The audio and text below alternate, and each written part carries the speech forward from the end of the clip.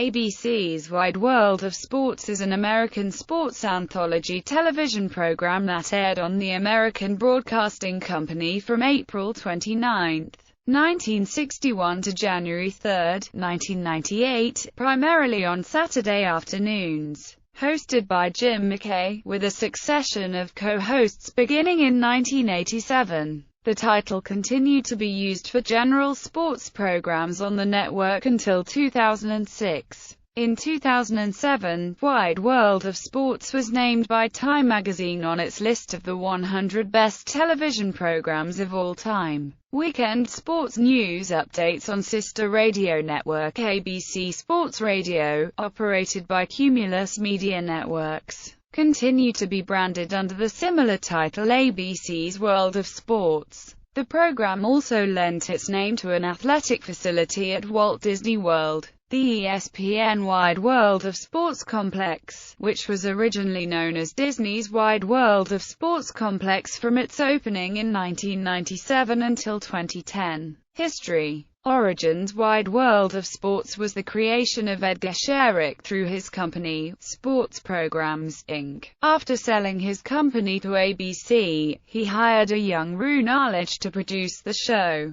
The series' April 29, 1961 debut telecast featured both the Penn and Drake relays. Jim McKay and Jesse Abramson, the track and field writer for the New York Herald-Tribune, broadcast from Franklin Field with Bob Richards as the field reporter. Jim Simpson called the action from Drake Stadium with Bill Fleming working the field. During its initial season in the spring and summer of 1961, Wide World of Sports was initially broadcast from 5 p.m. to 7 p.m. Eastern Time on Saturdays. Beginning in 1962, it was pushed to 500 to 6:30 p.m., and later to 4:30 to 6 p.m. Eastern Time to allow ABC affiliates in the Eastern and Central time zones to carry local early evening newscasts. Successful spin-offs. In 1961, Wide World of Sports covered a bowling event in which Roy Lone beat Pat Patterson. The broadcast was so successful that in 1962, ABC Sports began covering the Professional Bowlers Tour. In 1964, Wide World of Sports covered the Oklahoma Rattlesnake Hunt Championships. The following year, ABC premiered outdoor program The American Sportsman, which remained on the network for nearly 20 years. In 1973, The Superstars was first televised as a segment on Wide World of Sports. The following year, The Superstars debuted as a weekly winter series that lasted for 10 years. Athlete of the Year. In 1963, ABC Sports producers began selecting the Athlete of the Year. Its first winner was track and field star Jim Beattie for being the first to run a sub-4-minute mile indoors.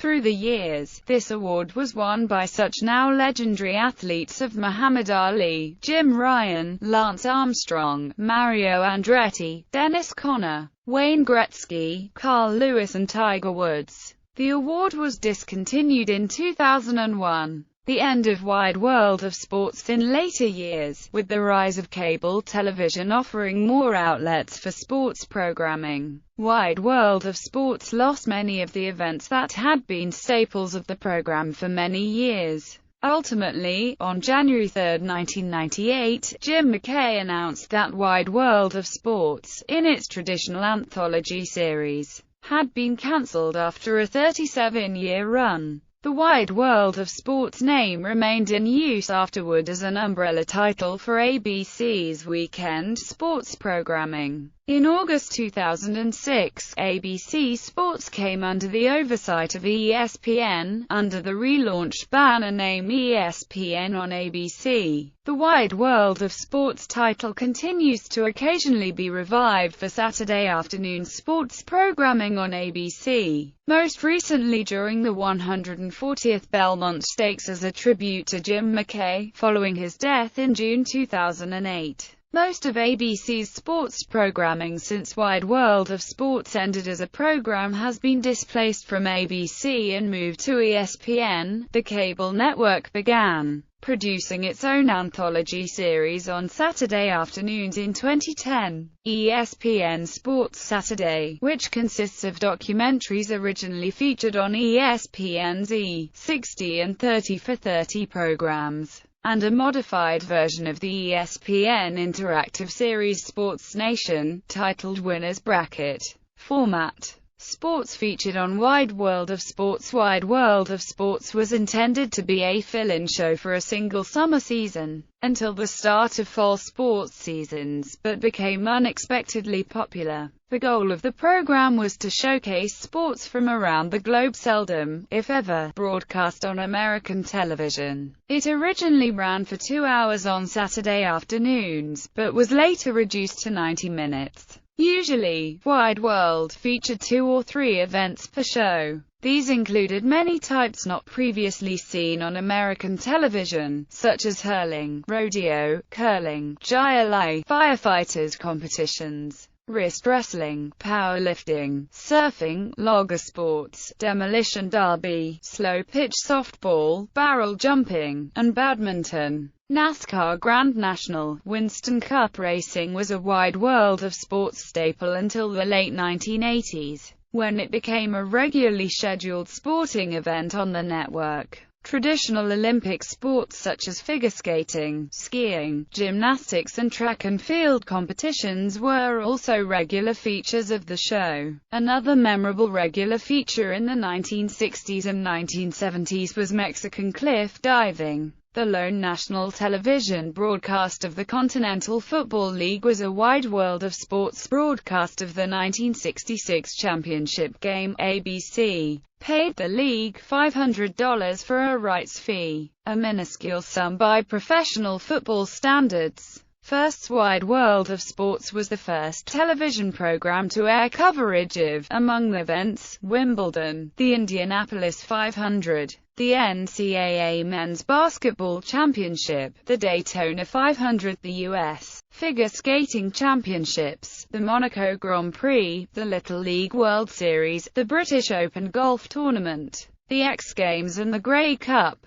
Introduction. The program's introductory sequence was accompanied by a stirring, brassy musical fanfare, set over a montage of sports clips and accompanying narration written by Stanley Ralph Ross and voiced by McKay. The thriller victory, the melodramatic introduction, became a national catchphrase that is often heard to this day. While the thriller victory had several symbols over the decades, ski jumper Vinko Bogatic, whose dreadful jumping crashed during a competition on March 21, 1970, was featured from the early 1970s onward. Heard over the sentence, in the agony of defeat, became a hard-luck hero of sorts, and an affectionate icon for stunning failure. Previously, the footage played with that phrase was that of another ski jumper who made a long, almost successful jump, but whose skis lost vertical alignment shortly before landing, leading to a crash. Later in the 1990s, an additional clip was added to the agony of defeat sequence after Bogatic's accident. Footage of a crash by Alessandro Zamptri, Roberto Guerrero and Elizo Salazar during the 1996 Indianapolis 500 showed a car flipping up into the catch fence. Bogatic's mishap is also commemorated in Rich Hall's book Sniglitz's Agonesis, which is defined as the syndrome. Tuning in on Wide World of Sports every weekend just to watch the skier wreck himself, announces hosts Jim McKay,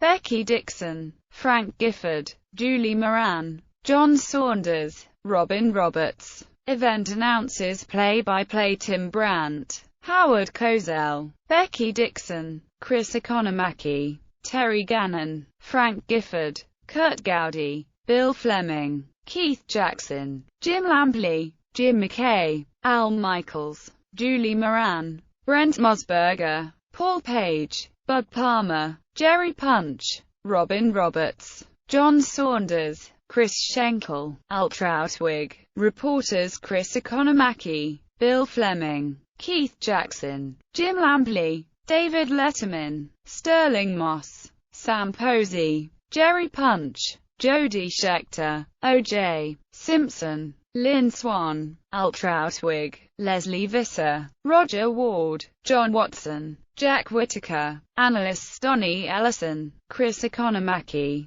Phil Hill, Ned Jarrett, Fred Lorenzen, Mickey Mantle, Cheryl Miller, Don Meredith, Sterling Moss, Sam Posey, Bill Russell, Jackie Stewart, Roger Ward. International versions. Canadian version. During the 1970s and 1980s, a Canadian version was aired by the CTV television network. Licensed by ABC, the CTV broadcast included a mix of content from the American show, and segments produced by CTV and its affiliates. Australian version. In Australia, the Nine Network produced its own version from 1981 to 1997, Nine's Wide World of Sports, which has since become the all-encompassing brand for all of Nine's sport coverage. It was also originally a sports anthology series, but also featured professional sporting competitions. It, along with Nine's cricket coverage, also spurned a series of parodies, released as audio albums by Billy Birmingham, under the nom de plume of The 12th Man. Mexican version. A program partly inspired by the U.S. version, known as Deportivo, El Anchor Mundo del Deporte, debuted on Canal 13. At the time, the Mexican government's public television channel, on January 6, 1974. The program continues to air on Imevisión's successor TV Azteca, becoming one of the longest-running programs in the country.